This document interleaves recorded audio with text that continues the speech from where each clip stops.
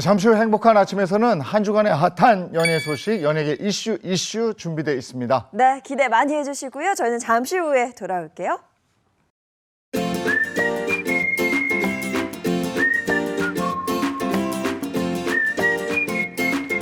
안녕하십니까. 행복한 아침 이재용입니다. 안녕하세요. 정예인입니다. 오늘은 11월 13일 수요일이고요. 저희가 연예계 이슈 준비해놨는데 김병만 씨가 전처 폭행 논란에 휩싸여 있습니다. 진실이 뭔지 한번 알아보도록 하죠. 네, 그런가 하면 선우은숙 씨 역시 전 남편 유영재 씨와 소송을 벌이고 있는데요. 바로 어제였죠. 친언니를 강제 추행한 혐의에 대해 첫 재판이 열렸다고 합니다. 유영재 씨의 죄가 성립된 결정적인 증거가 녹취록이었다고 하는데요. 어떤 내용인지 잠시 후 자세히 살펴보도록 하겠습니다. 자, 수요일 행복한 아침 본격적으로 시작합니다.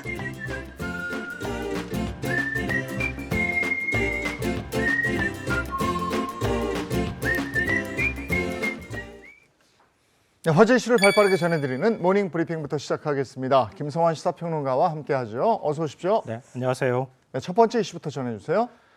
현역 육군 장교가 여성 군무원을 살해한 뒤에 북한강에 시신을 유기한 혐의로 체포가 돼서 충격을 주고 있는데요. 이 장교와 숨진 군무원이 내연관계였다는 사실이 드러났습니다. 네, 저희가 얼마 전에 모닝 브리핑을 통해서 이 소식을 전해드렸는데 새로운 사실이 밝혀진 거죠. 내연 관계였다. 네, 맞습니다. 네. 그러니까 피의자인 현역 육군 장교는 결혼해서 자녀까지 두고 있는 상태였다고 하는데 군무원은 미혼 상태라고 합니다. 지난해 7월부터 같은 부대에서 근무를 시작했다고 하는데요. 이 피의자가 옆 부서에 있는 군무원에게 일을 가르쳐주면서 가까워졌고요. 올해 초부터 연인 관계로 발전했다고 합니다. 그러니까 첫 단추부터 잘못 끼워졌군요. 네, 맞습니다. 그러던 중에 지난달 25일이었는데요. 두 사람이 피의자 차량 안에서 말다툼을 벌였고 이 과정에서 피의자가 군무원을 살해했다고 합니다. 네, 두 사람은 인사발령을 앞두고 헤어지는 문제로 말다툼이 잦았다고 합니다. 네, 근데 피의자가 피해자를 죽이기로 마음을 먹었다는 건 이게 우발 범죄가 아니라 계획 범죄였다는 건가? 이런 생각을 하게 하거든요. 근데 그런 걸 의심할 만한 정황들이 지금 속속 드러나고 있는 상황인데요. 이 가해 장교는 군무원을 살해한 뒤에 시신을 옷가지로 덮어두고 그 차량을 그대로 부대 안에 주차를 해뒀다고 합니다. 상식적으로는 좀 이해가 안 되는 행동이라고 할 수 있는데요. 네. 왜냐하면 짙게 차량 안이 썬팅이 돼 있었기 때문에 차 안이 보이지 않는다는 점을 노렸다고 합니다. 그리고 퇴근한 뒤에 차를 몰고 부대 인근을 돌면서 시신 훼손 장소를 찾았다고 하고요. 흉기와 도구를 챙겨서 화천으로 이동을 했는데요. 이 10여 년 전에 화천에서 근무한 적이 있어서 지리를 잘 알고 있었다고 합니다. 경찰이 피해자 신상을 공개하기로 했는데 그 전에 이미 사진하고 실명이 온라인상에 퍼져서 이게 또 논란이 되고 있어요? 네, 오늘 이제 신상 공개 여부가 최종적으로 결정이 될 예정인데요. 그런데 그 전에 일부 너튜버들이 이 피의자의 신상들을 일부 공개하고 있는 상황인데요. 그러니까 육군 소령인 피의자에게 어린 두 자녀가 있고 덩치는 크지 않고 키도 그렇게 크지 않은 편이다. 이런 식의 어떤 인상착의까지 구체적으로 공개를 하고 있다고 합니다. 근데 피의자 신상 공개 여부가 최종적으로 결정되지 않은 상황에서 가족의 정보까지 공개하는 게 맞느냐 이런 문제 지적이 나오고 있는 상황입니다. 네, 또 참담한 살인 사건이 나서 말이죠. 자, 다음 이슈 전해주시죠. 혹시 두 분은 드라이브스루 매장 종종 이용하십니까? 네네, 편리하던데요. 저는. 잘 네, 이용해요, 저도. 차량을 네. 이용한 상태에서 햄버거도 사 마실 수 있고 그다음에 커피도 마실 수 있으니까 이용하시는 분들이 요즘 많이 늘어났는데요. 이 드라이브스루 매장이 1992년 부산 해운대에 처음으로 등장했다고 하는데요. 그 이후부터 매장이 늘어나기 시작해서 어느새 전국에 한 1000여 곳 정도까지 됐다고 합니다. 하지만 안전 필수 시설을 설치하지 않은 매장이 많아서 지금 논란이 되어 오고 있는데요. 이 자치단체가 제도 개선을 해야 한다 이런 목소리가 커지고 있습니다. 운전자의 입장에서는 편리하기 때문에 자주 이용을 네. 하실 텐데 안전시설을 제대로 갖추지 않았다. 이게 어떻게 된 일일까요? 그러니까 서울에는 맥도날드, 스타벅스, 버거킹 등 드라이브스루 매장이 한 52곳가량이 있는데요. 이 가운데 안전 필수 시설을 모두 설치한 곳은 단 3곳에 불과했다고 하고요. 특히 4곳은 필수 시설이 전혀 설치되지 않았다고 합니다. 드라이브스루 매장의 안전 필수 시설, 그게 어떤 걸까요? 그러니까 흔히들 별로 그렇게 관심을 갖지 않잖아요. 네. 보통 이렇게 차 몰고 이렇게 들어가면 된다고 생각하시지만 예를 들면 다른 손님이 들어갈 때 차량에 치일 수도 있잖아요. 그리고 그 앞 도로에 다른 차량들이 서 있을 때 이 교통 체증이 발생할 수도 네. 있잖아요. 네. 그러니까 여러 가지 문제들을 사실 세심히 살피면 확인할 수가 있는데요. 안전 필수 시설이란 경보 장치, 볼라드, 그리고 바닥 재료, 경사 구간, 점자 블록, 대기 공간, 정지선 등 7개 시설물이라고 합니다. 근데 진 출입로에 설치가 돼서 보행자와 운전자 간 안전거리 확보, 그리고 주의 환기 등의 역할을 하는 시설이라고 볼 수 있는데요. 이 서울시는 이런 필수 시설을 설치해야 도로 점령 허가를 내주고 있습니다. 하지만 사각지대가 있다고 하니까 지금 문제가 되는 거 아니겠습니까? 그러니까 이미 허가를 받은 매장의 경우에는 이런 필수시설 설치 여부를 확인하지 않았다고 합니다. 또 않고 있다고 하는 건데요. 그러니까 기존 매장에는 새로운 매장들을 설치하는 곳 외에는 그냥 아무것도 설치하지 않아도 계속 허가가 나고 있다는 얘기가 되는 겁니다. 이런 문제를 지적한 서울시 윤영희 의원은 허가를 갱신할 때 안전시설을 설치하도록 해야 한다, 이렇게 지적하고 있습니다. 드라이브 스루를 만드는 매장도 허가해주는 사람도 이런 거 다 갖춰야 된다고 몰랐나? 아, 그랬을 모르진 수도 않았... 있을 것 같아요. 그럴까요? 근데 이제는 좀 알아야죠. 네. 우리도 좀 알아야 되고. 다음 미션 해주시죠. 이 건설업 불황 여파로 지난달 실업급여 신규 신청자가 외환위기 이후 가장 많은 8만 9천 명까지 증가한 것으로 나타났습니다. 실업급여 신청자가 늘었다는 건 일자리가 그만큼 없어졌다, 일자리를 그렇죠. 잃었다 이런 얘기인데 얼마나 지급이 됐다는 거예요? 그러니까 고용노동부에 따르면은 지난달 구직급여 수령자가 약 59만 명 가량이 됐는데요. 이게 1년 전보다 2만 1,000명 가량이 늘어난 수치라고 합니다.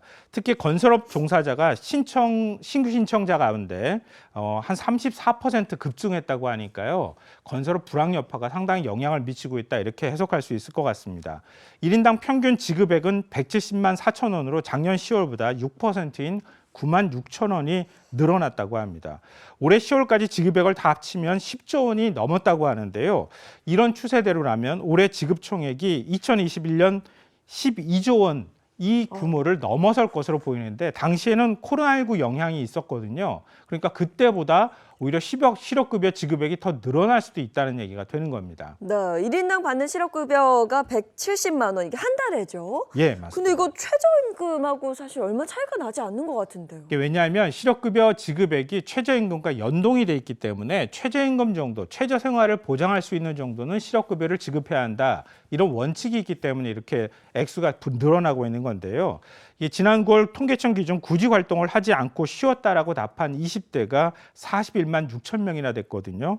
그러니까 전문가들은 이들 가운데 적지 않은 수가 실업급여에 의존하고 있다, 이렇게 분석하고 있습니다. 근데 실업급여 부정수급액도 많이 늘어난다면서요? 네, 올해 1월부터 6월 사이에 실업급여 부정수급액이 146억 원을 넘어섰는데요. 이 지난해 동기 대비보다 2.8% 증가한 수치입니다. 특히 사장과 노동자가 짜고 실업 상태로 꾸미는 공모형 부정수급 적발 건수가 2019년에는 단 한 건도 없었는데요. 지난해 611건으로 한 액수로 따지면 42억 원을 넘어섰거든요. 오, 네. 그러니까 굉장히 많이 늘어난 거죠. 그리고 6개월 이상 일하면서 보험료를 내면서 사실상 실업급여를 제한 없이 받을 수 있다, 이런 점을 노려서 많게는 24차례 9,300만 원이나 수령한 경우도 있었다고 합니다. 이 고용부는 6회 이상 구직급여를 받은 경우 수급액을 절반으로 줄이는 개정안을 국회에 제출한 상태입니다. 네. 실업급여 손을 좀 봐야 되겠다는 얘기는 꽤 된 것 같은데 네. 이게 잘 안 되고 있는 모양이네요. 자, 다음 미션 해주시죠. 우리나라 국민 절반 가까이는 결혼하지 않다고 생각하고 있고, 결혼을 망설이는 가장 큰 이유는 결혼 자금 부족이다라고 하는 조사 결과가 나왔는데요. 이런 가운데 정부가 결혼 자금 가운데 가장 많은 비용을 차지하는 스드메, 스튜디오, 메이크업, 드레스 갑질에 제동을 걸고 나섰다는 소식입니다. 매년 한 40만 명에 달하는 예비 부부들이 스드메 3종 갑질을 당했다면서요? 오. 네, 공정거래위원회가 소비자 피해가 많았던 18개 결혼준비 대행업체의 이용 약관을 심사했다고 하는데요. 6개 유형의 불공정 약관 조항을 발견해서 희정하라고 조치를 했다고 밝혔습니다. 이 업체들은 필수 서비스임에도 불구하고 별도 요금으로 쪼개둔 약관이 있기도 했고요. 스드메만 기본 서비스로 정하고 20개에서 30개 가량의 기타 옵션을 잘게 쪼개가지고 추가 요금을 받고 있었다고 합니다. 저는 그 사진 찍고 액자 네. 기본으로 하기로 해서 기본 액자를 딱 봤는데 정말 저희 어머니 아버지 결혼할 때 쓸만한 액자가 기본이고 제가 원하는 거 다 추가 요금으로 빼 있더라고요. 그래서 놀랬던 기억이 지금 말씀하셔서 문득 납니다. 근데 약관을 쪼개서 추가 요금 받는 것 외에도 고객에게 부당한 약관들이 좀 있었다면서요. 예, 맞습니다. 공정위가 부당하다고 판단 약관을 좀 살펴보면요. 약관상 추가 요금을 별도라고만 표기를 하거나 위약금 세부 기준을 담지 않아서 지불 금액 기준이 명확하지 않았다고 합니다. 그러니까 부르는 게 값이다. 뭐 이렇게 얘기가 되는 건데요. 또한 패키지 전체 가격이 20%를 계약금으로 걸고 취소한 경우엔 무조건 돌려주지 않는다. 이런 조항도 있었다고 합니다. 또 고객과 분쟁이 발생했을 경우에 대행업체의 책임 부담은 없다. 뭐 이런 내용의 면책 조항, 파혼했을 경우에 계약 당사자의 지위를 타인에게 양도하지 못하도록 한 조항도 있었다고 합니다. 그렇다면 공정위는 이런 조항들 어떻게 시정하도록 했을까요? 방금 전에 제가 말씀드렸던 대부분의 조항을 시정 조치하도록 권고를 했는데요. 이 서비스 개시 전후를 구분해서 위약금 기준을 합리화하도록 했고요. 또 청약 철회 기간도 법에 맞게 바꾸도록 했다고 합니다. 또 추가 요금 가격의 범위와 평균 위약금 기준도 약관에 명시하도록 조치하도록 했습니다. 근데 이런 게 폼나게 보여주기식 결혼을 해야 되겠다 이런 생각이 계속되는 한 이걸 이용한 상술은 끊임이 없을 거예요. 네. 왜냐하면 요거 해야 폼납니다 이러면 그거 하거든. 자, 어쨌든 예비 부부들에게 도움이 되는 방향으로 좀 점검이 됐으면 좋겠습니다. 오늘 모닝 브리핑 여기까지 하죠. 김성환 시사평론가와 함께했습니다. 고맙습니다. 네. 고맙습니다.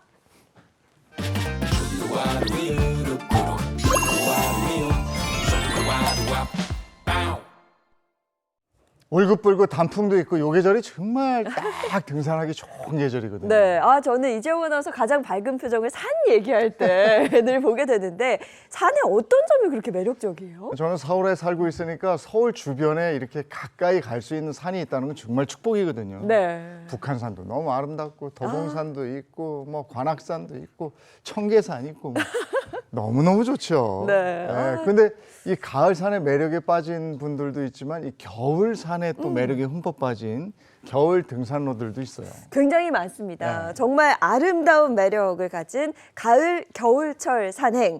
그만큼 주의해야 할 점도 굉장히 많다고 하는데요. 가을 또 겨울철 안전 산행을 위한 요령, 특별한 분이 함께 알려주셨다고 해요. 지금 함께 가볼까요?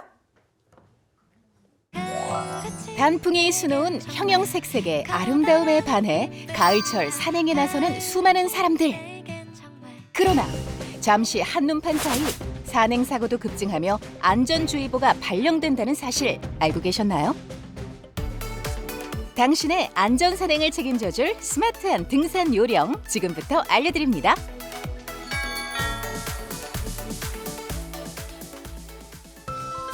가을 단풍 만끽하기 딱 좋은 어느 날 안전산행 요령을 전수해줄 산타는 고수가 우리에게 등장했습니다. 안녕하세요. 산타는 소니입니다. 경력에서부터 남다른 고수의 안전산행 요령 부탁해요. 오늘 함께할 산은 서울의 경치를 한눈에 볼 수 있는 명산이자 산행 초보에게도 접근이 용이한 용마산. 이게 용마산이 해발이 되게 낮은 산이지만 해발이 낮다고 경사가 없고 해발이 높다고 경사가 이어지다가 정상으로 가는 것이 아니기 때문에 스틱은 하중 분산을 위해서 필요하고 에너지 절약을 위해서 필요해요. 보시면 밑에서 위로 손바닥으로 누르는 듯이 여기가 90도가 되도록 잡아야 되고, 그리고 걸을 땐 어떻게? 나가는 발과 스틱이 반대 방향이 되도록 핫, 둘! 오르막길에선 스틱을 지지대 삼아 안전 지형인지 파악 후 스틱에 몸무게를 실어 밀어 올리듯이 걷는 게 포인트라네요. 그리고 스틱 외에 가을, 겨울 산행 시 꼭 챙겨가는 필수품이 있다는데요. 체온을 지켜줄 수 있는 니트 모자나 스카프를 사용하시면 좋고요. 가을, 겨울철에는 핸드폰 배터리가 진짜 빨리 방전이 돼서 핫팩을 여기 안에 이렇게 주머니 안에다가 넣고 다니시면 훨씬 배터리 방전을 줄이실 수 있어요. 산이 기압이 높다 보니까 소화가 되게 빠르고 에너지가 많이 소모되기 때문에 이런 간식 에너지바 같은 걸 챙겨 다니시면 되게 좋아요. 산행을 할 때는 최대한 어두운 색상의 복장은 피하고 향이 강한 화장품이나 섬유 유연제도 사용 금지라네요.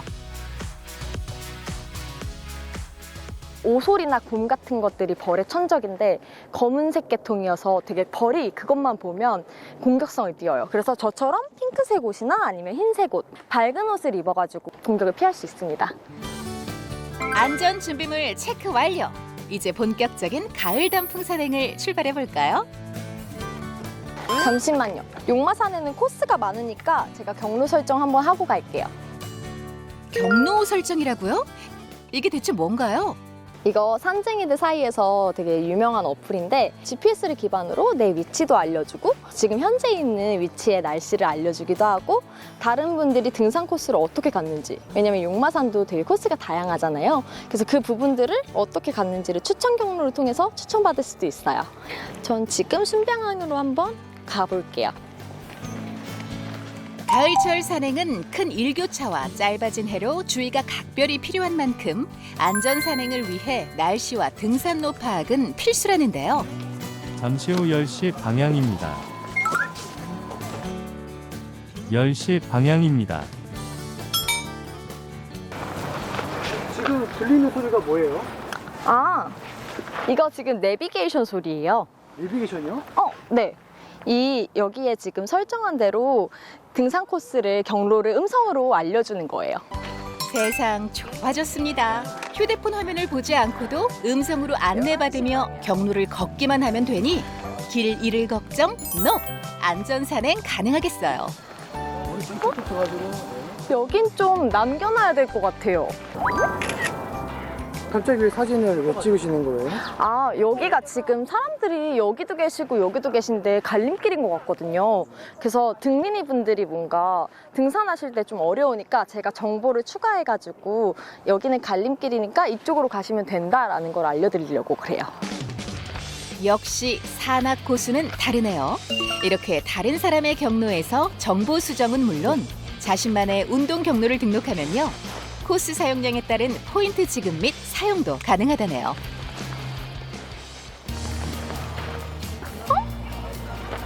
이게 여기 있었네. 안심 위치 번호. 긴급 상황 발생 시 자신의 위치를 알려줄 수 있는 번호인데요. 특히 가을 겨울철엔 등산로에 쌓인 낙엽과 눈으로 조난 사고와 낙상 사고의 빈도가 높은 만큼 꼭 기억해야 하는 번호죠. 물론 이런 것도 있지만 굉장히 당황하면 사람이 이 위치가 어딘지, 이 지형 지물이 어딘지 제가 위치를 파악할 수가 없어요. 이 운동 경로 공유 플랫폼을 이용하시면 여기 SOS라고 있는데 이걸 눌러보시면 긴급 구조 요청이라는 게 있어요. 긴급 구조 요청하겠습니다. 이러면 37도, 위도와 경도가 제가 있는 지금 여기 상황이 정확하게 표시가 되는 거예요. 산에서 위급 상황 발생 시 안심 위치 번호를 잊어버렸어도 이젠 안심하고 긴급 구조센터나 지인에게 나의 정확한 위치를 발송할 수 있다니 거참 안심됩니다. 지금 여기 바로 앞이 정상인가 봐요. 목적지에 도달하였습니다가 지금 저한테 떴거든요. 드디어 오늘의 목적지 용마봉에 안전하게 올랐습니다. 그리고 눈앞에 펼쳐진 광경은 와, 이 맛에 등산하나 봅니다. 서울의 경치를 배경 삼아 2024년 가을철 단풍과 함께한 안전산행도 스마트하게 완료!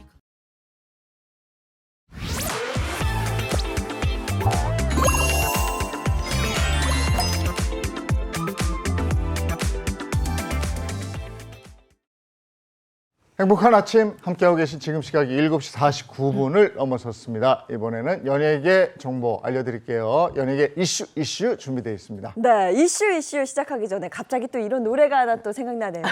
만약에 이분들 없었더라면 수요일이 얼마나 허전했을까요? 수요일을 든든하게 채워주시는 이 세 분 소개해드립니다. 인사 먼저 부탁드려요. 안녕하세요. 대중문화 전문기자 홍정선입니다.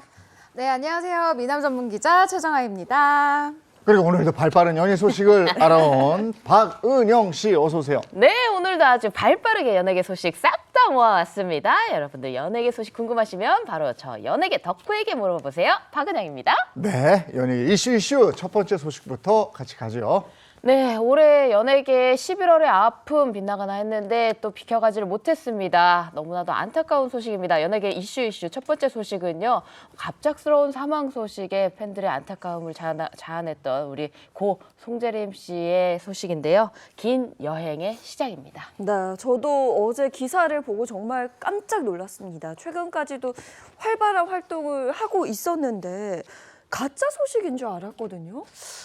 아마 지금 이 소식을 들으시는 시청자분들도 굉장히 깜짝 놀라셨을 겁니다. 이 송재림 씨 고인의 명복을 비는 마음으로 이 오늘 소식 전에 시작하는데요.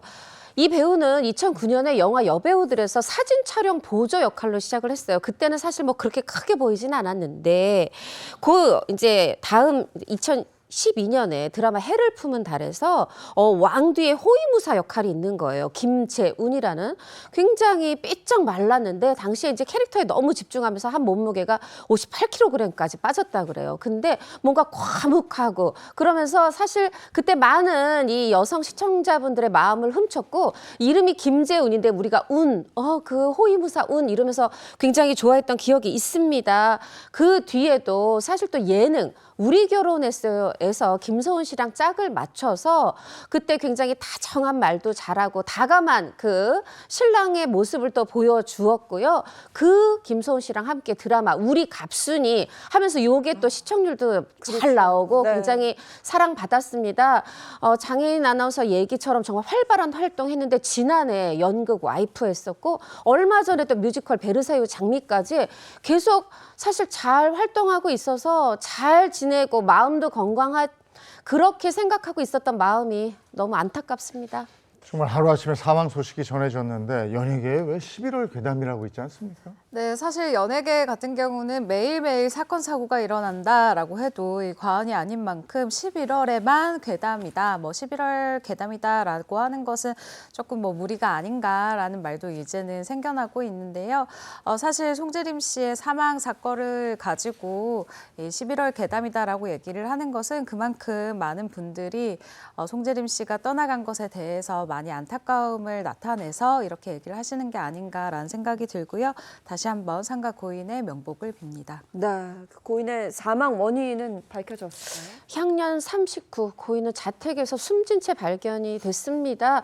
그날 점심 약속이 있었다고 그래요. 그 약속, 점심을 먹기로 한 지인이 자택에 방문을 했을 때 사망한 것을 발견했고 곧바로 경찰서에 이제 신고를 했고요. 지금 유족 측에서는 장례식을 우리 가족끼리 작게 그냥 소박하게 조용히 치르고 싶다, 이렇게 얘기를 하고 있고요. 이 정확한 어떤 사망의 동기 배경에 대해서는 알려진 바가 없지만 사인은 여하튼 경찰, 지금 성동 경찰서 측에서 보는 것은 타살 혐의점은 없다.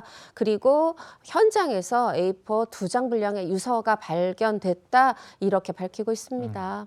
정말 너무나도 갑작스러운 소식에 오늘 아침에 또 많은 분들 당황하신 분들도 있었을 텐데요. 근데 진짜 그 고 송재림 씨 사실 너무나 더 안타까웠던 게 그 SNS 문구가 쓰여져 있었는데, 그 문구가 또 긴 여행의 시작, 긴 여행 시작이라고 적혀 있었거든요. 네, 앞서 이야기가 잠깐 나왔지만 이 고인을 발견한 사람이 당일에 점심을 함께한 친구라고 알려져 있습니다. 그렇기 때문에 당일까지 약속을 잡아 놓은 상태였다라는 점, 그리고 SNS 문구를 바꿔놨다라는 점, 그리고 저도 사실 얼마 전에 이 송재림 씨 SNS에 들어간 적이 있었는데 여름까지 있었던 사진을 모두 다 삭제를 해놨더라고요. 그렇기 때문에 최근 자신의 이 이 모습들을 좀 지워놓고, 그러니까 좀 그 근래 모습을 좀 한번 정리를 한 듯한 모습이었어요. 그렇기 때문에 조금 더 안타까움을 자아내고 있습니다.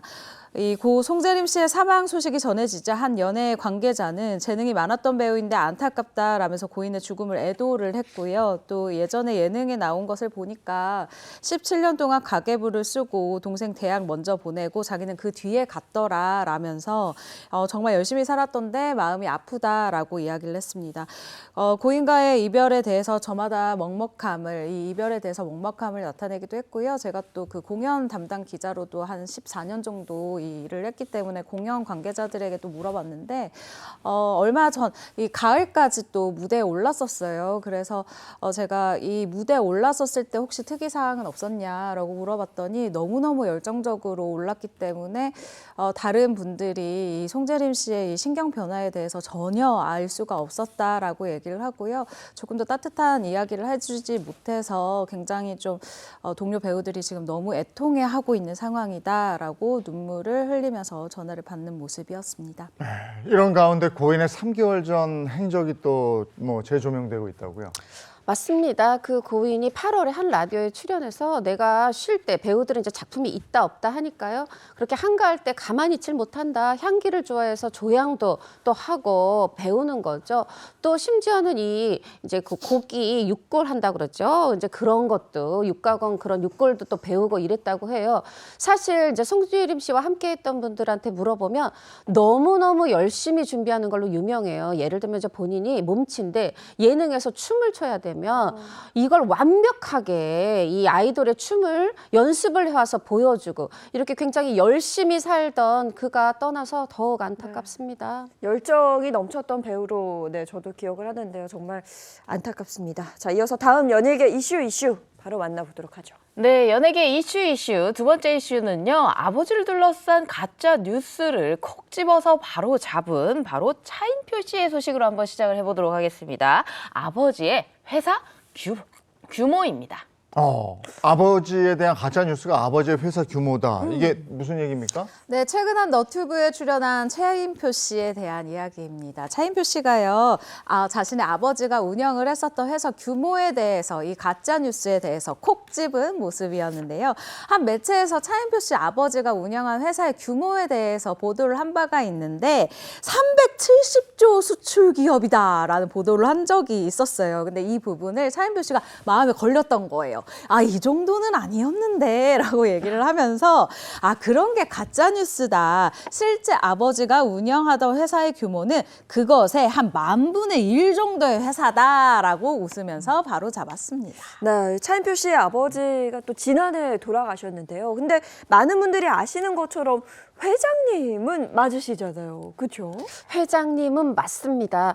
이 차인표 씨의 아버님 차승 씨가 1974년에 이제 외국계 기업의 국내 어떤 대리점격의 지사격의 Y해운이라는 거를 지인 두 분과 창립을 했어요. 창업을 했고 그 이후에 1974년부터 한 2006년까지 30여 년에 걸쳐서 그 해당 업계에서 한 4위 정도에 대한 어떤 중견업체를 키웠는데 차인표 씨 얘기가 해운 업체가 아니라 이 선박 대리점의 어떤 서비스를 제공하는 그런 회사다. 말하자면 뭐 규모면이나 업종면이나 이런 것에 대해서 좀 정확히 바로 잡고 싶었던 것 같은데 저도 이제 제가 숫자를 좋아해서 계산을 해보니까 10,000분의 1 정도는 아니고 한 1970억 원 매출인데 307조까지 갔으면 한 2,000배는 불려진 그런 상황이더라고요. 야, 아니 그래도 어떻게 이렇게 차인표 씨 아버님이 운영한 회사의 매출이 이 370조 이 수치가 어떻게 나올 수 있는 거죠? 네, 아니 땡 굴뚝에 연기 나랴. 일단 연기가 났습니다. 어떤 연기였냐?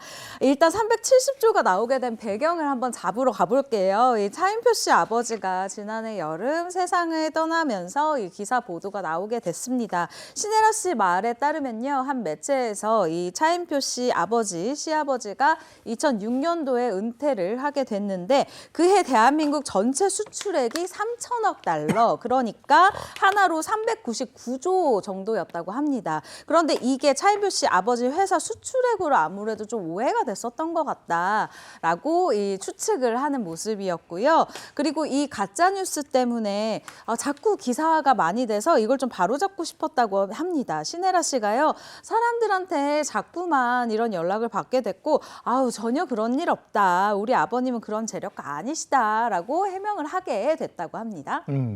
아버지가 운영한 회사의 매출액에 이어서 차인표 씨가 또 바로잡을 게 있다면서요? 그렇죠. 매출에 그리고 아까 잠깐 말씀드렸지만 해운업계 아니고 이 해운업에 서비스를 제공하는 그냥 뭐 선박 대리점 업계 정도다 이렇게 얘기를 했고 또 세 번째 하나가 더 있어요. 내가 거기서 어떤 경영 수업 받았다 또 이런 가짜 뉴스가 나오고 있는데 잘못된 뉴스가 나오고 있는데 사실 해운회사에 1년 근무했던 거 맞는데 그건 우리 아빠 회사가 아니었다. 이 미국에 있는 H해운의 또 그 뉴욕 지사에서 1년을 이제 근무한 경력이 있다. 요게 이제 사랑을 그대 품 안에 한국에 오기 전 얘기죠. 네. 이제 그렇게 한 3가지 정도를 요번엔 좀 제대로 알아주세요. 이렇게 정정했습니다. 그러면 지금 그 차인표 씨의 아버지가 설립한 그 회사 누가 경영을 하고 있는 거죠? 네, 차인표 씨 아버지가 이 설립을 한 회사 이 전문 경영인이 경영 중이다라고 하고요. 차인표 씨 가족은 현재 어떻게 이 회사가 운영이 되고 있는지 전혀 알고 있지 못하다라고 이야기를 했습니다. 아, 전문 경영인이 지금 운영을 하고 있다는 건 그럼 차인표 씨는 물론이고 차인표 씨 형제들도 그 회사를 물려받은 게 아니라는 건가요? 네, 맞습니다. 일단 2006년도에 이 아버지가 은퇴를 하던 당시에 이 차인표 씨를 포함해서 이 자녀들에게 회사 경영권을 물려주지 않고 2대 주주에게 모든 이 권한을 넘겼다라고 합니다. 고인은요, 당시 언론과의 인터뷰에서 이러한 뜻을 밝혔는데요. 경영에 참여하기를 자녀들이 일단 원치를 않았다. 그러한 뜻을 존중을 했다라고 했고요. 또 회사를 잘 아는 분에게 회사를 부탁드리고 은퇴를 해서 너무 홀가분한 마음이다라고 당시 소감을 밝히기도 했습니다. 야, 대부분 못 받아 안달인데. 야. 그 아버지 회사를 물려받는 걸 거부한 자녀들. 와. 야, 모두가. 그리고 자녀들이 거부한다고 됐다. 그리고 전문 경영인에게 맡긴 아버지.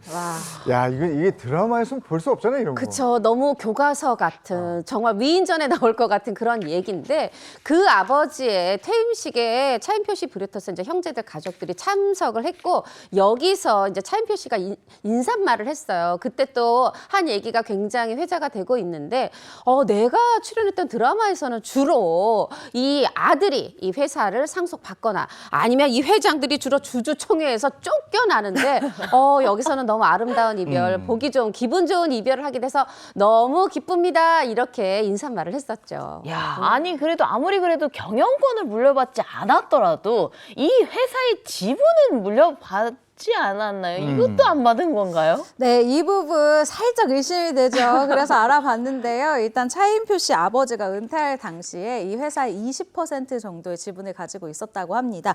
그런데 이 정말 1%의 이 주식도 자녀들에게 넘겨주지 않고 모두 올 매각했다고 하는데요. 이에 차인표 씨가 이렇게 이야기를 합니다. 회사는 아버지의 피땀으로 이룬 회사다. 너무 당연하다고 본다. 뭐든지 자신의 힘으로 일궈야 의미가 있다고 생각한다라고 아무렇지 않게 이렇게 겸손하게 이야기를 하기도 했습니다. 마치 이제 작가가 대본을 쓰듯 혹은 뭐 교과서에 한 줄 쓰는 그런 말을 또 직접 하셨네요. 차인표 씨 요즘 어떻게 지내고 있죠? 요즘에는 배우라기보다 베스트셀러 작가라고 불러야 될 것 같습니다. 차인표 씨가 베스트셀러 작가가 된 계기 지난 6월로 거슬러 올라갑니다. 영국 그중에서도 무려 옥스퍼드 대학교에서 거기 아시아 중동학부에서 작가 차인표 씨에게 한 통의 전화가 걸려왔습니다. 당신의 책을 이거 소설이거든요. 이 책을 이 한국학과 우리 아시아 중동학부의 한국학과 3, 4학년 교재 또 석사과정의 교재로 쓰고 싶습니다. 그래도 될까요? 이런 허락을 구하는 그런 전화가 왔다 그래요. 차인표 씨가 전 너무 당연하죠. 아유 감사합니다 하고 허가를 했더니 그러면 그 기념으로 우리 옥스퍼드 대학에 와서 강의를 한번 해주시죠. 이렇게 돼서 강의를 했다는 그 내용이 이제 국내에 알려지면서 이 책이 마치 역주행하듯이 또 확 팔려가지고 베스트셀러 작가가 됐는데 그때 급하게 마련한 강의라 이렇게 이제 수강생들 위주의 어떤 작은 강의였다고 했는데 강의가 너무 좋았대요. 그래서 옥스퍼드 대학에서 너무 이런 좋은 강의인데 다음번에는 전 교생을 대상으로 한 큰 어떤 강연장을 만들겠다. 그때 다시 와달라. 이렇게 요청을 했다네요. 어쨌든 지금 옥스퍼드대 도서관에 차인표 씨 책이 있다는 거예요. 야, K 컬처, 와. K 문화 와. 정말 거기에 일조를 또 하고 있네요. 차인표 네, 씨. 차인표 씨를 실제로 본 적 단 한 번도 없는데 왜 이렇게 자랑스러울까요? 네. 그러면 차인표 씨 어떤 책이 옥스퍼드대를 사로잡았다고 보세요? 네, 이렇게 볼까요? 뒤늦게 역주행하면서 차인표 씨를 베스트셀러 작가로 만들어준 책, 2009년도에 나온 책입니다. 잘 가요 언덕의 제목을 바꿔서 출간한 책인데요. 언젠가 우리가 같은 별을 바라본다면 이라는 정말 제목도 감성적이죠. 이런 오. 책인데요. 이 차인표 씨가요, 한국에 너무 잘 알려진 그리고 또 알려지지 않은 이 훌륭한 작가들이 정말 많은데 그리고 좋은 작품도 굉장히 많은데 왜 하필 내 책이 이렇게 선정이 됐을까에 대해서 생각을 해보니까 내가 글을 잘 써서가 아니라 소재 때문인 것 같다라고 또 겸손하게 이야기를 합니다. 위안부 할머니들에 대해서 내가 책을 썼기 때문이라고 생각한다. 이유의 99%는 사람들이 그 소재에 관심이 있기 때문이다라고 한 방송에 출연을 해서 이야기를 한 바가 있습니다. 야, 또 이렇게 책이 잘 팔린다고 하니까 또 거기에 옥스퍼드 대학교에 있다고 하니까 되게 자랑스러운데 그 와중에 저는 또 이런 게 궁금하거든요. 이게 베스트셀러가 됐다고 하면은 거기에 인세도 약간 쏠쏠하게 들어왔을 것 같은데 이 인세는 어느 정도 됐을까요? 우리 솔직한 차인표 씨가 또 얘기를 했어요. 이 인세는 정가의 10%다. 이 책이 1,800원이에요. 말하자면은 10%니까 내가 이제 1,080원을 받는 거죠. 근데 만약에 보통 초고를 1,000부를 내거든요. 인쇄를 하면은 그게 완판됐다. 그럼 한 108만 원 받는 건데 베스트셀러다 그러면은 한 10,000부를 기준으로 한다니까 최소 한 1,080만 원 이상이다. 그런데 저는 이 차인표 씨가 이걸 굉장히 자료조사 오래 하고 또 굉장히 오래 썼거든요. 그거에 비하면 결코 많지 않은 그런 인세다. 작가들 인세 좀 높여줘야 된다 이런 생각도 들고 저는 이 인세에 대한 궁금증에 더불어서 차인표 씨가 이 제목에 담고 싶었던 뜻을 전하고 싶어요. 예전에 잘 가요 언덕은 이 작가 차인표가 이 위안부 할머니들을 보내는 거예요. 네. 이제 생전에 한두 분밖에 남지 않았는데 그런데 제목을 바꾼 이유가 있습니다. 언젠가 우리가 같은 별을 바라본다면 말하자면 이 위안부들께서 그 성적 학대 고통 속에서 힘겨움 속에서 고향의 하늘일까 하면서 그쪽을 하늘을 바라봤던 그 마음을 지금의 우리가 잊지 말고 다 알게 됐으면 좋겠다. 그래서 같은 하늘을 바라본다. 그 제목의 의미도 생각해 주시면 좋겠습니다. 살아온 배경이 있고 이 할머니가 이제 어렸을 때 이제 탁 떠나게 되고 다시 할머니가 돌아와서 그 마을을 보면서 그쵸. 옛날을 회고하는 그런 느낌으로 마무리를 하는데 맞아. 책이 시작하면 그냥 쫙 읽혀요. 오. 근데 저희 초등학교 5학년 아이한테도 이 책을 한번 봐라 그랬는데 그 아이도 한번 딱 잡고 쫙 읽더라고요. 잘 썼어요. 정말 재주 있어요. 네네. 자, 현역의 이슈 다음 얘기 나눠보겠습니다. 네, 여러분들 아니땐 굴뚝에 연기가 난다고요? 맞습니다. 났습니다. 어디서 났냐고요? 바로 연예계에서 났는데요. 제가 준비한 다음 세 번째 이슈는요. 바로 미남은 괴로워입니다. 미남이 도대체 어떤 걸로 괴롭냐? 바로 이 사진 한 장으로 한번 확인해 보시죠. 자, 이것 때문에 괴롭다고요? 이런 각도 때문에 괴롭다는 거예요? 다 가려도 그냥 잘생긴 걸로만 보이는데. 가려서 괴롭다는 거예요? 네, 일단 팬들도 괴롭고 미남 전문 기자인 말도 더듬네요. 미남 전문 기자인 저도 정우성 씨의 사진을 보면 너무 괴롭습니다. 제가 이 셀카 강의를 한번 해드려야 되나 싶을 정도인데 오죽했으면 팬들이 아니 셀카 신인력이 왜 이렇게 늘지를 않냐라고 아주 그냥 한탄을 할 정도인데요. 나이가 들어서도 여전히 잘생김을 유지하는 정우성 씨지만 셀카에서는 저보다 하수라고 해야 되겠네요. 정말 저 정도 외모면은 사실 막 찍어도 화보인데 너무 막 찍어가지고 그래서 아주 보는 사람들을 킹받게 하는 그런 사진인데요. 이걸 보면서 정말 마음 아프다. 다음 사진 보면은 또 왜 미남이 괴로워인지 아실 만한 사진 또 한 장 준비를 해봤습니다. 자, 함께 보시죠. 다음 사진 보니까 배우 신현빈 씨잖아요. 근데 왜 신현민 씨 사진에 정우성 씨가 괴로워요? 이 왜 괴로우신지 이 정우성 씨와 그리고 신현민 씨 사진 같이 보시면 또 그 이유를 아실 겁니다. 함께 같이 봐주시죠. 아, 저게 뭐 모자가 뭐 닮았다는 건가? 커플 모자. 모자라는 거예요? 그냥 저 무슨 색깔이야? 색깔 확인은? 초록색이에요, 초록색. 아, 저걸 같이 썼다 뭐 이런 거예요? 최근 정우성 씨가 정말 십수년 만에 열애설이 났습니다. 상대는 보셨던 것처럼 배우 신현빈 씨고 이 열애설을 제기한 사람들 해외 팬들입니다. 해외 팬들이 뭐라 그러냐. 지금 저 모자 같은 초록색 뿐이 아니라 저 같은 모자야. 같은 브랜드 모자인데 저거 커플 모자 아니야? 게다가 패딩을 입었는데 또 같은 브랜드 패딩인데 캐릭터 스티커가 붙었는데 그것까지 똑같네. 이러면서 이 두 사람 열애하는 게 틀림없어. 이런 열애설을 뿜뿜 제기하고 있습니다. 이 정도면 해외 팬들이 사겨라 이렇게 부추기는 게 아닐까 싶을 정도로 두 사람에 대한 그런 뭐 사귀었으면 하는 염원이 좀 느껴지는데요. 네. 이에 대해서 두 사람의 입장은 어떤가요? 일단 미남 전문 기자로서 정우성 씨의 입장부터 전하도록 하겠습니다. 정우성 씨 소속사 측에서는요, 이 두 사람이 작품을 같이 해서 오해를 사는 것 같은데, 역시 이 사귀고 있다라는 것은 사실이 아니다라고 열애설에 대해서 일축을 했고요. 신현빈 씨 소속사 측 역시 이 열애설은 사실 무근이다라는 입장을 전하면서 이 공식적으로 전면 부인했습니다. 결국 이 우연들이 엮인 이 열애설 해프닝으로 결론을 낸 셈이죠. 그 커플템이라는 게 그러니까 진짜 커플템은 아닌 모양이고 비슷한 모양을 착용한 이유는 뭐랍니까? 제가 정말 우리 정우성 씨 열애설이 맞는지 아닌지 아주 여러 방면으로 수소문을 해본 결과 사실 그 모자 그리고 패딩 그게 드라마 촬영에 같이 있던 스태프들과 모두 다 같이 맞춘 거라고 하고요. 그리고 또 정우성 씨의 단골 와인바 거기를 간 것도 두 분만 간 게 아니라 드라마 스태프들하고 다 같이 간 거였다고 합니다. 근데 저는 그렇게 생각하거든요. 정우성 씨가 결혼하지 않는 건 미남 DNA 소멸 위기다. 그 위기론 이거 제기해야 됩니다.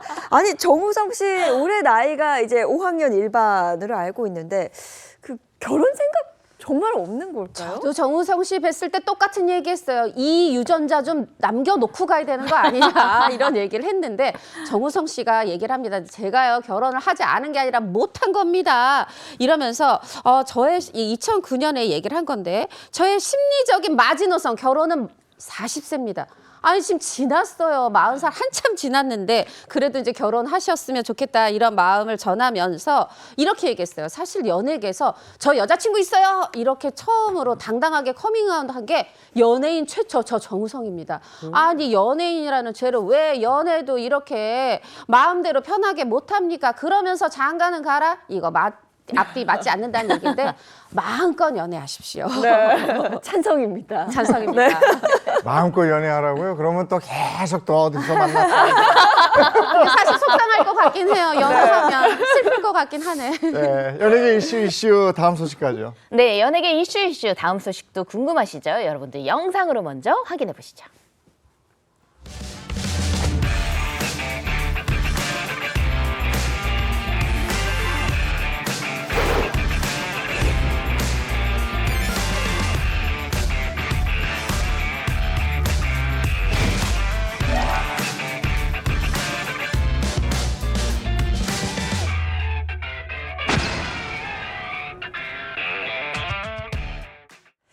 자, 연예계 이슈 다음 소식은요? 네, 이번에 전할 소식은 아주 또 충격적인 소식입니다. 아주 연예계 이슈 네 번째 이슈는요. 바로 전처 폭행 의혹인데요. 개그맨 김병만 씨가 지난 7월 전처 폭행을 상습 폭행을 한 혐의로 피소돼서 검찰에 송치된 사실이 뒤늦게 알려졌습니다. 전처 폭행이면 김병만 씨가 이혼했다는 거 아니에요? 네, 이혼했습니다. 김병만 씨가 최근 방송에서 얘기를 했어요. 2011년에서 결혼했고 그리고 1년 뒤부터 별거를 했고 그러다가 소송 끝에 2020년에 이혼을 했다 이렇게 얘기를 했습니다. 그런데 전체의 이야기는 달라요. 이게 기준이 뭐 법적으로 결혼식, 이혼 뭐 완료 이거랑 살기 시작한 거 정말 결혼 생활이 끝난 거 요런 좀 기준의 차이 같은데 전처는 아니다. 우리는 2010년 1월부터 같이 결혼 생활을 시작했고 2019년에 이혼 소송을 시작하면서 또 파경을 맞았다. 이렇게 얘기를 했습니다. 한 1년 정도씩 차이가 나죠. 그리고 무엇보다 결혼 1년 후부터 별거했다. 이거 사실 아니다. 물론 이렇게 자주 좀 밖에 뭐 나가 있었고 사실 해외 예능 촬영이 많았잖아요. 그러다가 정말 나가 사는 일이 있었고 그런데 갑자기 내 입장에서 갑자기 이혼소장이 왔다. 이렇게 얘기를 하고 있습니다. 지금 보시면 두 사람의 이야기가 다 다른데요. 하나 딱 같은 게 김병만 씨가 집을 나가서 생활을 했다. 이 부분인 것 같거든요. 네, 이 A씨, 전처 A씨의 주장에 따르면요. 처음 김병만 씨가 집을 나가기 시작한 것이 이 수험생 딸의 생활 때문이다. 연예인이라 불규칙한 생활을 했다. 이 아이가 입시생인 터라 생활 패턴이 영 안 맞아서 매니저 숙소를 전 남편이 왔다 갔다 하면서 지냈다라고 당시 상황을 설명했습니다. 이 김병만 씨가 지금 전처 폭행 혐의로 검찰에 송치됐다. 네. 조사를 받고 있다. 이거는 어떻게 된 겁니까? 네, 제가 이제 드릴 말씀에 딸이 언급되기 때문에 잠깐 말씀드리면 하여튼 뭐 2010년이든 11년이든 결혼을 해서 2019년이든 20년이든 이혼했으면 한 10년인데 이제 이 딸이 있잖아요. 그런데 여기서 보면 입시라는 말이 나왔어요. 요거를 조금 기억을 해 주시고요. 그러니까 입시면은 거의 뭐 19살 이렇게 된 거잖아요. 자, 일단 전처의 주장을 전해 드리겠습니다. 전처는 이렇게 얘기해요. 상습적으로 맞았다. 내가 맞는 걸 딸아이도 본 적이 있다. 이렇게 얘기를 했고 이 본인의 주장은요. 2010년 3월부터 2019년 6월까지의 폭행에 대해서 한 20차례 병원 진료 기록을 가지고 그런데 바로 요번에 19년까지의 폭행을 2014년에 경찰서에 가서 이제 고소를 한 겁니다. 그러면서 이제 이 상황이 이제 상습적 폭행이 있었다. 이게 알려지게 된 현재 상황입니다. 네, 그렇다면 이번 논란에 대해 김병만 씨의 입장은 어떤가요? 네, 김병만 씨 측에서는 이 여러 언론을 통해서 이 주장을 반박을 했습니다. 이 주장을 보면요, 김병만 씨 전처가 이 폭행 혐의로 이제 얘기를 했었는데 이 부분 이미 검찰 불기소로 끝난 일이다라고 주장을 한 겁니다. 덧붙여서 전처가 주장한 폭행 날짜를 보면 그 날짜에 김병만 씨는 해외에 있었다. 그래서 불기소로 끝난 일이라 무혐의라 볼 수 있다라고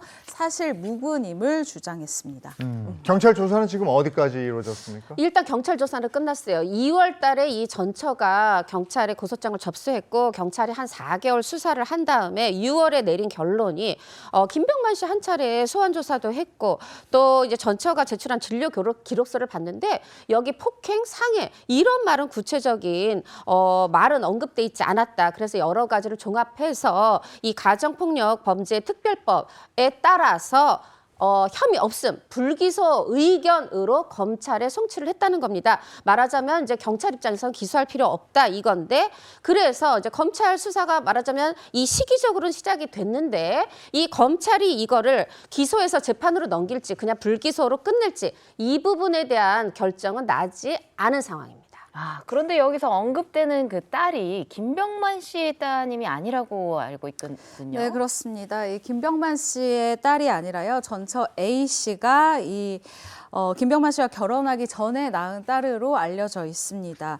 이 전처와 결혼할 당시에 전처는 3혼이었고요. 이 초혼이었던 김병만 씨가 당시 초등학생이었던 이 전처의 딸을 자신의 호적에 올렸다라는 건데 이와 관련해서 김병만 씨는 또 자신의 이 또 충격적인 폭로를 하나 전했습니다. 바로 전처 A 씨가 딸의 파양 조건으로 30억 원을 요구했다라는 주장입니다. 네, 딸의 파양 조건으로 30억 원을 요구했다. 이게 무슨 말일까요? 네, 일단 김병만 씨의 소속사 측에서는요. 전처 A 씨에게 20대 중반 아이가 있다. 이 이혼 소송이 끝난 만큼 파양을 해야 하는데 이 A 씨가 그 조건으로 김병만 씨에게 30억 원을 요구하고 있다는 거예요. 이 이혼 소송 후에 재산 분할을 해주지 않기 위해서 김병만에게 허위 고소를 한 것이다라고 현재까지는 일방적인 주장입니다. 이렇게 주장을 하고 있는 상황입니다. 네, 근데 파양이라는 단어가 나왔다는 건 전처와 결혼할 때 이 전처의 딸을 김병만 씨가 입양을 했다는 거죠. 맞습니다. 김병만 씨가 과거에 결혼 소식을 알릴 때 저 결혼 소식 전에 먼저 혼인신고했어요 하면서 왜 그랬냐면요 하면서 이 딸의 성씨가 나랑 똑같은 김 씨가 되게 하기 위해서 내호적에 올리기 위해서 입양 절차를 밟았다. 그렇게 해서 이 딸이 될 우리 이제 내 아내가 되잖아요. 그 소생을 내 성으로 바꿨다 이렇게 알린 적이 있습니다. 네. 그런데 김병만 씨가 이렇게 파양을 원한다는 건 지금 그 전처의 딸이 김병만 씨 호적에 아직 있다는 거고 그러면은 김병만 씨 재산을 또 상속받을 수도 있다는 거네요. 그렇죠. 어떻게 보면 지금 이혼을 했다. 그럼 부부는 남이 되지만 자식은 아니잖아요. 그런데 이미 나한테 입양을 했기 때문에 이혼했어도 내 호적에 있으면 그러니까 향후에 어떤 김병만 씨의 재산이 있다. 그럼 이런 부분 이제 상속될 수 있는 부분이 있고요. 그리고 최 기자가 얘기한 것처럼 지금 그런데 그럼 호적에서 그럼 빼줄 테니까 대신 30억 원을 줘. 이런 또 문제가 있고 또 이혼 소송에서 재산 분할 문제가 있고 막 이러다 보니까 아무래도 그 선제적인 것으로 어떤 혈연 관계가 아닌 만큼 법적 관계도 깨끗이 우선 정리를 해야 되겠다. 이런 판단을 김병만 씨가 한 것으로 보입니다. 네, 폭행 논란에 이어서 금전적인 문제까지 생각보다 좀 복잡하네요. 네, 일단 김병만 씨 변호인 측의 이 주장에 따르면요. 전처 A 씨가 김병만 씨에게 재산 분할을 해줄 금액이 이미 30억 원이 있다라고 또 주장을 하고 있습니다. 세부 내역을 좀 살펴볼 필요가 있는데요. 재산 분할로 김병만 씨에게 지급해야 할 금액이요. 이자를 포함해서 일단 20억 원 정도가 되고요. 나머지 10억 원은 김병만 씨 몰래 빼달린 재산이 있다라고 주장을 하고 있는데 이 이자를 포함해 10억 원에 이르러서 합의 30억 원이 있다라고 하고 있습니다. 다만 이 10억 원에 대해서는 손해배상 청구 소송에서 승소해서 재산 압류를 통해 배당을 받았다라고 설명을 했습니다. 그렇다는 건 결혼 생활 중에 이제 돈 관리, 수입 관리를 김병만 씨의 전처가 했다는 거네요. 그렇죠. 뭐 김병만 씨 전체의 어떤 재산을 이제 김병만 씨가 재산 분할 해줘 이게 아니라 김병만 씨의 수입 출연료를 그러니까 이제 김병만 씨 측 변호인의 주장입니다. 그분께서 관리를 하셨다. 말하자면 돈이 다 거기 있는 겁니다. 그래서 이제 이혼을 하고 보니까 재산 분할 과정에서 그 부인이 관리하던 그 돈, 내가 번 돈 나누어줘. 이제 이런 상황이에요. 그런데 여기서 이제 묘하게 30억이 겹치죠. 재산 분할을 김병만 씨 이제 30억을 받아야 되는데 전처는 그러면은 향후 발생할 상속이 없도록 파양해주는 조건으로 30억을 줘라고 하고 있으니까 말하자면 재산 분할 해주지 않겠다는 어떤 의지도 보인다라는 게 김병만 씨 측 변호인의 주장입니다. 네. 그런데 김병만 씨는 또 이혼 소송 중에 아주 충격적인 사실을 알게 됐다면서요. 네, 그렇습니다. 소속사 측에서 밝혔는데요. 이미 생명보험을 전처 측에서 수십 개 들여놓은 사실을 이혼 소송 중에 알게 되어서 김병만 씨가 충격을 받기도 했다라고 알렸습니다. 야, 한두 개도 아니고 수십 개의 생명보험을 가입했다고요? 네, 김병만 씨 변호인도 이와 비슷한 주장을 했는데요. 김병만 씨 모르게 전처 측에서 생명보험만 15개 가량 가입을 해놨다라는 겁니다. 이 전처 A씨 측에서 이 남편의 동의 없이 왜 15개 가량이나 되는 이 생명보험을 이렇게나 많이 가입을 했나 의문이 든다라는 것이 이 변호인 측의 의견입니다. 이 주장인데요. 이런 가운데 김병만 씨 측은 이 소속사를 통해서 좋은 소식만 전해드려야 하는데 이렇게 시끄러운 소식을 전하게 되어서 굉장히 송구스럽다라는 의견을 전해왔습니다. 네, 알겠습니다. 이 사건은 조금 더 지켜봐야 할 것 같습니다. 자, 다음 연예계 이슈. 다음 소식은요? 네, 정말 바람잘 날 없는 연예계이지만요. 올해는 또 더욱더 유난히 송사가 많았던 것 같습니다. 다음 연예계 이슈 더러운 프레임인데요. 이 말을 한 사람의 사진으로 한번 시작을 해보도록 하겠습니다. 네, 이게 보시면 법정에서 나오는 사진인데 선운숙 씨가 법정 공방을 벌이고 있는 유영재 씨 사진이네요. 네, 맞습니다. 이제 유영재 씨가 선운숙 씨의 친언니를 강제 추행한 혐의로 선운숙 씨 측으로부터 고소를 당했죠. 그때 고소장 접수됐을 때 본인이 운영하는 개인 채널에서 뭐라고 얘기를 했냐면 죽어도 지워지지 않을 형벌과도 같은 프레임이 유영재 나에게 쓰여졌다. 내가 이대로 죽는다면 더러운 성추행으로 끝날 것이기 때문에 다툼을 시작하겠다 이렇게 알린 바가 있었죠. 이런 해명에도 불구하고 불구속 기소가 됐고 이제 재판까지 받게 됐는데 유영재 씨는 어제 열린 첫 번째 재판에서 어떤 입장을 보였나요? 네, 일단 일관되게 자신의 혐의를 부인했습니다. 유영재 씨 변호인은요, 일단 이 검찰이 제출한 증거 자료들 가운데서 녹취록 등 일부 자료를 등사하지 못해, 그러니까 원본에서 베껴오지를 못해서 이 관련 내용을 확인하지 못했다라고 하면서요, 이 해당 증거 일부를 포함해서 구체적인 공소사실 부인 취지는 다음 재판에서 밝히겠다라고 입장을 밝혀왔습니다. 그렇기 때문에 다음 재판을 또 굉장히 예의주시해서 살펴볼 필요가 있을 것 같네요. 네, 그렇다는 건 유영재 씨는 첫 공판에서 이 강제추행 혐의를 전면 부인했지만 결정적인 증거가 있어서 이 혐의가 인정이 됐다는 거잖아요. 그렇죠. 선운숙 씨 친언니가 지난 4월에 고통을 호소하면서 2023년부터 5차례에 걸쳐서 이 강제 성추행을 당했다, 신체 접촉을 당했다 하면서 이를 입증하는 녹취록을 가지고 있다 이렇게 얘기를 했고 경찰에 자료를 제출했다 했어요. 그리고 지금 결국은 불구속이지만 기소가 됐고 재판이 열렸다는 건 검찰이 이걸 혐의가 있다고 본 거잖아요. 이제 선운숙 씨 언니의 이 친언니의 변호인 측에서는 바로 이 녹취록이 결정적인 증거가 됐다 이렇게 해석하고 있습니다. 아, 결정적인 증거가 됐다라고 하는 그 녹취록, 그러면 어떤 사실이 녹음되어 있는 건가요? 네, 이 선운숙 씨의 이 법률 대리인이요, 한 매체를 통해서 이렇게 얘기를 했는데, 이 전화 통화 내용입니다. 이 유영재 씨 그리고 선운숙 씨의 친언니가요, 직접 통화를 통해서 유영재 씨의 범죄 행위에 대해서 이야기를 하는데, 일단 구체적인 이 내용, 이 기술과 이 유영재 씨가 이런 사실들을 인정을 하고 그리고 선운숙 씨 언니에게 사과를 하는 내용이 담겼다라고 주장을 하고 있습니다. 처음 이 일이 불거졌을 때 선운숙 씨 충격이 굉장했겠어요. 네, 저도 이제 선운숙 씨와 통화를 한 적이 있는데 이 사실을 알고 정말 혼절을 했다 그래요. 너무 충격이었고 그 충격을 받아서 실제로 정신과 치료도 받았고, 그런데 지금은 그래도 이 치료 덕분 또 본인의 굉장히 계속된 마인드 컨트롤 속에서 언니하고 서로 좀 힘이 되고 서로를 위로하는 이런 속에서 조금은 안정을 찾아가고 있다 이렇게 밝혀서 저도 조금은 안심했습니다. 네, 근데 지금 이 일이 2023년에 일어난 일이잖아요. 근데 선운숙 씨가 2024년 4월에 이제 이혼을 발표했습니다. 그렇다는 건 이제 법적으로 부부일 때 처형을 상대로 강제추행 혐의를 저질렀다 이렇게 봐야 되는 거죠. 그렇죠. 너무 충격적인 일인데요. 그럼 여기서 한 가지 의문점이 듭니다. 그럼 유영재 씨는 한 번도 아니고 어떻게 5번이나 자신의 아내, 언니인 이 처형을 상대로 강제추행을 할 수 있었던 건가 의문점이 드는데요. 선운숙 씨 언니는 여기서 이렇게 이야기를 합니다. 주장을 하는 것이 선운숙 씨의 부탁으로 이 재혼한 선운숙 씨의 집을 이 살림을 돌봐줬다라고 이야기를 합니다.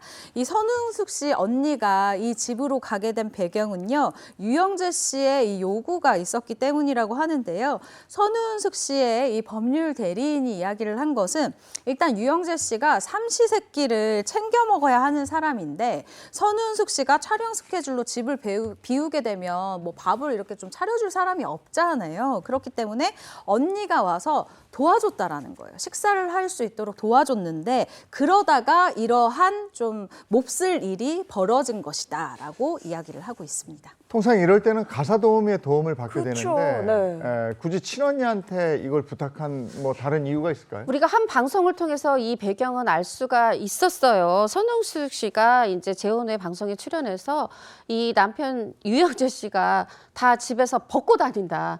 정말로 벗고 다닌다는 거예요. 속옷도 입지 않고. 그래서 사람을 들일 수가 없다 이렇게 얘기를 했고, 그리고 유영재 씨도 혼자 사는 시간이 오래여서 집에 들어오면 이게 거추장스러운 게 싫어서 이렇게 이제 그런 벗고 사는 게 이제 생활이 됐다 이렇게 얘기를 했고, 그렇다고 친언니가 밥 차려주러 오셨을 때 이렇게 다 그런 상태는 아니었다는 거는 제가 짚어드리겠습니다. 네. 어쨌든 어제 열린 첫 공판에서 모든 혐의를 부인했고, 그리고 다음 재판에는 선운숙 씨가 증인으로 참석을 한다고요? 그렇습니다. 지금 이제 공판일이 12월 10일, 12월 17일 이렇게 두 차례가 있는데, 먼저 12월 10일에는 이 선운숙 씨 그 언니가 증인석에 설 거고요. 또 17일에는 선우은숙 씨가 증인석에 설 것입니다. 말하자면은 그 피해를 직접적으로 당한 사람 또 이걸 증언해 줄 사람으로 증인으로 선택이 된 건데 이 선우은숙 씨의 법률 대리인 측에서 얘기하는 거는 사실 이런 성범죄 관련은 이 가해자와 한 공간에 있는 게 굉장히 힘들잖아요. 그래서 가림막이라든가 이런 어떤 피해자, 증인 보호할 수 있는 장치를 요청할 계획이다 이렇게 밝히고 있습니다. 네, 알겠습니다. 이어서 연예계 이슈 다음 소식 전해주시죠. 네, 다음 준비된 연예계 이슈. 멋있다. 바로 백종원 씨의 이야기인데요. 요즘 백종원 씨 4천억 원대 부자로 불린다고 합니다. 4천억 원대 부자. 어떻게 이렇게 4천억 원대 부자가 됐어요? 네, 일단 여러분 부자가 되는 방법에는 여러 가지가 있습니다. 매입한 건물의 가치 상승, 그리고 뭐 유산을 물려받는 것, 그리고 사업의 연매출이 상승하는 것, 그리고 이 중에 백종원 씨 같은 경우는 주식으로 4천억 원대 부자가 됐다라고 이 소식을 전해드리게 됐는데요. 백종원 씨가 운영하는 회사가 지난 6일에 코스피에 상장을 했습니다. 첫날 이 51,400원의 거래를 마쳤는데 이는 34,000원의 공모가보다 51.2%나 상승한 수치라고 합니다. 상장 당일 회사의 시가총액은 7,435억 원이고요. 이 백종원 씨는 상장한 회사의 지분을 60% 이상 가지고 있는 최대 주주로요. 이 주식의 가치 4,500억 원대로 계산이 나옵니다. 2018년도에도 사실 상장을 한 차례 추진한 바가 있어요. 근데 당시는 아시다시피 코로나가 굉장히 심했었잖아요. 때문에 이때 한 차례 연기를 한 바가 있는데 올해 창립 30주년을 맞이해서 이 억소리 나는 이 상장을 추진하게 됐다고 합니다. 야, 근데 백종원 대표는 사실 주식 상장 전에도 이미 억소리 났거든요. 정말 잘 나갔는데 회사 상장을 준비하게 된 계기가 있었을까요? 그러니까요. 최근에 엄청난 인기를 요리바람을 불고 왔던 예능이 끝나고 지금 그 최대 수혜자가 백종원 씨다 이런 얘기가 있어요. 어쩜 딱 오비일학처럼 거짓말처럼 딱 상장이 잘 됐고 이렇게 공모가에서 50% 넘게 올랐는데 상장을 준비한 이유가 있었습니다. 본인 얘기입니다. 백종원 씨가 말하길 사람은 죽어서 이름을 남긴다고 하는데 아무도 이름을 기억하지는 못한다라고 하면서 이게 무슨 말이냐. 나는 차라리 이 고물가 시대에 물가 이 상승을 억제해서 최대한 음식값의 마지노선을 지키는 기업가이고 싶다. 근데 그렇게 하려면 기업이 그렇게 하려면 투명 경영이 필요하다고 생각이 들어서 상장을 추진하게 됐다. 이유를 밝히네요. 그래도 지금은 이렇게 전 국민이 다 아는 주식 부자가 된 백종원 씨지만 제가 알기로는 17억 원의 빚을 져가면서 또 이렇게 사업을 시작한 적도 있다고 알고 있거든요. 네, 현재 전국에 2,900여 개 매장을 가지고 있는 프랜차이즈 대표죠. 이 백종원 씨가 17억 원의 빚을 지고 시작을 했다라는 것 팩트 사실인데요. 먼저 그 과정을 설명을 한번 해드릴게요. 중고차 이 딜러로 장사의 첫 걸음마를 뗀 백종원 씨. 처음 도전한 음식 장사는 대학교 1학년 때 호프집이었다고 합니다. 그런데 이게 대박이 나면서 카페, 음식점으로 확장을 했고요. 대학생 때 이미 15억 원대 자산가로 거듭이 났대요. 그러다가 군 제대 후인 1993년 쌈밥집을 인수를 하면서 요식업을 본격적으로 시작을 했는데 1년 뒤에 지금의 프랜차이즈 회사를 설립했다고 합니다. 당시에는요, 이 요리를 좋아하는 취미 때문에 그냥 돈 버는 아르바이트 정도로 가볍게 시작을 했는데 이보다 사실은 더 신경 쓴 게 있었습니다. 이 목조주택 사업을 더 신경을 쓰고 있었는데요. 제가 아까 93년도라고 말씀을 드렸잖아요. 이때 잘 될 때는 사실 연매출이 거의 50억 원대를 기록하면서 대박 사업가로 거듭났는데 이 시기에 이게 왔죠. IMF 이 외환위기가 오면서 정말 쫄딱 망했고 이때 또 17억 원의 빚을 또 딱 가지게 되고요. 남은 거는 쌈밥집 하나였다고 합니다. 그러면 백종원 씨는 어떻게 17억 원이라는 빚을 갚았을까요? 어떻게 갚았느냐. 동아줄이 내려왔는데 바로 최 기자가 말했던 유일하게 남은 건 17억 빚과 쌈밥집 하나인데 그 쌈밥집이 동아줄이 됐습니다. 당시에 백종원 씨가 채권자들한테 무릎을 꿇고 이 식당 하나 남았는데 이 식당 청산하면 2억 원 조금 넘는 돈인데 그 2억 원을 나눠 가지지 마시고 차라리 저한테 기회를 주시면 이거로 장 장사를 잘해서 빚을 다 갚겠습니다. 이렇게 얘기를 했는데 진심이 통했는지 채권자들이 백종원 씨한테 진짜로 기회를 줬다 그래요. 그렇게 해서 2013년 기준 17억 빚은 다 갚아졌고 연 매출액 700억 원에 장사의 신으로 거듭났다고 합니다. 야, 보쌈집이 매출액 700억. 야, 연매출 700억이요. 와, 음식 장사가 정말 많이 남는다고, 음식 장사 반이 남는다, 뭐 이런 옛말 있잖아요. 정말 많이 남나 봐요? 아, 반이 남는다. 전국의 자영업자가 정말 들고 일어나요. 지금 정말 고물가 시대이기 때문에 큰일 날 이야기고요. 아이고. 백종원 씨 말에 따르면 이 반이 남는다는 얘기는 정말 옛날 이야기라고 합니다. 백종원 씨가 빚 이 17억 원을 갚을 수 있었던 이유, 특허 상품을 낼 수 있었기 때문이다라고 이야기를 하네요. 특허 상품. 지금 말을 제가 잠시가 너무 당황해서. 와, 근데 특허 상품을 낼 만한 게 있나요? 아, 있습니다. 백종원 씨 특허 상품 너무너무 유명한 게 있는데요. 바로 대패 삼겹살입니다. 우리가 아는 거. 아이고, 얇게 없어서 썰은 못 먹는 거. 네네네. 이 쌈밥집에서요, 이 이윤을 남기기 위해서는 일단 고기 메뉴가 있어야 되고, 이 고기를 구워서 팔아야 됐었는데, 이 정육점에서 고기를 떼다가 사와가지고 직접 썰어서 팔아야 되겠다라는 생각을 했다라는 거예요. 그래서 기계도 내가 사야 되겠다라는 생각을 했는데, 이 기계를 잘못 산 거죠. 고기 써는 기계가 아니라 햄 써는 기계를 잘못 샀대요. 그래서 이 고기를 사서 넣어봤더니 정말 햄처럼 썰려 나오는 이 대패 삼겹살의 탄생을 가져왔다고 합니다. 얇게 썰리는 이 삼겹살이 손님들 사이에서는 대패 삼겹살이다라고 불리게 됐고요. 이 삼겹살, 얇게 썰리는 대패 삼겹살을 주문한 손님들에게는요, 이 밥을 볶아드리기도 하면서 입소문이 막 나기 시작했대요. 그러면서 지금의 이 유명한 가게가 탄생하게 됐다고 하네요. 네. 백종원 씨가 이렇게 요리를 잘하게 된 건 아버지의 영향이라고? 아버지가요, 음식에 진심이셨대요. 뭐냐 하면은 내가 맛있는 음식을 먹기 위해서 오로지 식사를 위해서 충청도가 고향이잖아요. 서울까지 가는 이런 진심이 있었는데 이걸 그대로 받아가지고 백종원 씨도 나 오늘 점심은 오대산에서 먹겠어 생각을 하고 서울에서 출발하는 그런, 말하자면 백종원 씨 요리사 자격증 없잖아요. 자격증은 없지만 이런 음식에 대한 진심이 어떤 요식업 사업가로서의 어떤 바탕이 됐다, 이런 얘기입니다. 네. 백종원 씨는 또 남다른 요리 사랑 때문에 본인이 굳이 군대 때 자신의 보직을 취사병으로 옮겼다면서요. 네, 맞습니다. 학사 장교로 발령을 받은 이 포병부대에서요, 백종원 씨 간부식당 취사병으로 보직 변경을 신청을 했는데 그 이유가 뛰고 이동하고 막 구르고 이런 게 싫어서라고 이야기를 했습니다.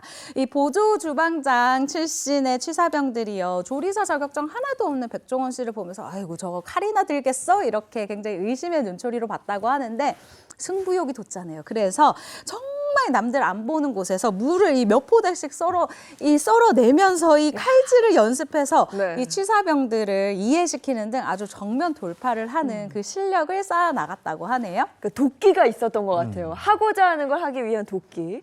근데 하고 싶은 요리를 그 당시에 정말 실컷 하면서 지냈다고 하더라고요. 조리사 자격증 없이 취사병이 됐지만 간부식당에서 백종원 씨가 만든 음식을 먹어본 간부들이 감탄을 했고, 너 하고 싶은 거 다 해봐. 그래서 이게 어떻게 보면은 어떤 본인 돈이 아니라 그 공비로 아주 유명한 맛집은 다 다니면서, 근데 그냥 간 게 아니고요. 요리 레시피, 전문 레시피 다 배워와서 그거를 간부들에게 쫙 펼쳐줬다 그래요. 그래서 아주 원 없이 다 먹어보고 배워봤다, 만들어봤다. 백종원 씨 본인이 밝힌 내용이에요. 야, 정말 요리하는 게 얼마나 재밌었으면은 제대를 1년 남기고 그 꿀맛 같은 휴가도 반납을 했다면서요?